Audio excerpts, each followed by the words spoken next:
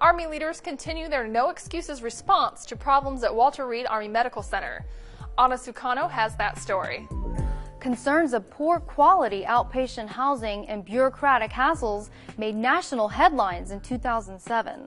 The news reports and investigations cost a number of senior Army officials their jobs, including then Secretary of the Army, Francis Harvey. With no excuses to give, Army leaders are focused on making things right for wounded warriors and their families. Army leaders established the Army Medical Action Plan to improve veteran, soldier, and family care.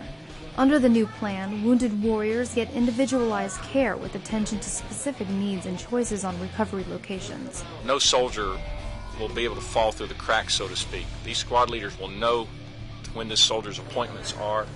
These squad leaders will know what these soldiers' medical history is, where they are in the process, and track them daily.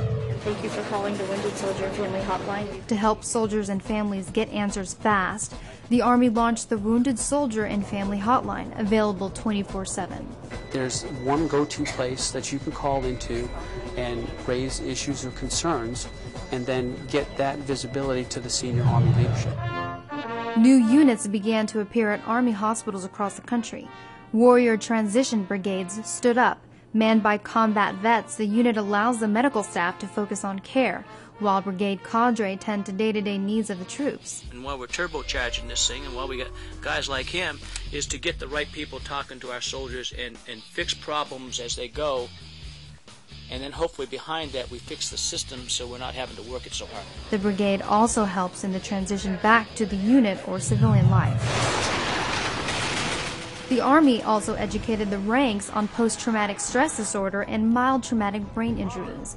PTSD and MTBI can strike after troops return from the war.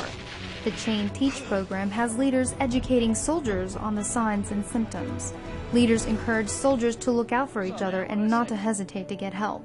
With new programs and policies in place, medical and outpatient care for wounded warriors and their families remain a top priority for the Army, as efforts continued to restore trust to patients and the rest of the nation. Tsukano, Washington.